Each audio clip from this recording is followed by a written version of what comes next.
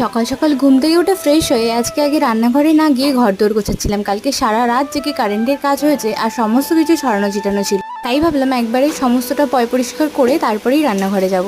তাতে স্কিনে কিছু প্রবলেম দেখা দিচ্ছিল আমার, তাই সপ্তাহখানেক হলো আখের গুড় আর হলুদ খাওয়া শুরু করেছি। ওদিকে পরিষ্কার করে আস্তে আস্তে দেখি মায়ের অর্ধেক তরকারি কাটা হয়ে গেছে, শুধু বাকি ছিল এই পটলগুলো কাটতেই। আজকে বানিয়েছিলাম আলু পটলের তরকারি, আদা জিরে বাটা দিয়ে একটু গামাখা ঝোলই করেছিলাম। এদিকে আমার পণ্ডিত চলে এসছে, সে তো আমাকে আর কোনো কাজই করতে দেবে না। ঘর পোছা থেকে শুরু করে রাস্তা ঝাড় দেওয়া সমস্তটা এসে একাই পারে। আমি কি রান্না করছি সেটাও কোলে উঠে দেখতে হবে। বাড়িতে রঙের মিস্ত্রিরা কাজ করতে এসছে, তাই তাদেরকে চা করে দিয়ে চলে এসছি আবার রান্নাবান্না করতে। ওদিকে রঙের কাজ হচ্ছে বলে আমিও রান্না করছি, আর টুক করে গিয়ে কতটা কাজ এগোলো সেই দেখতেই বেশি ব্যস্ত।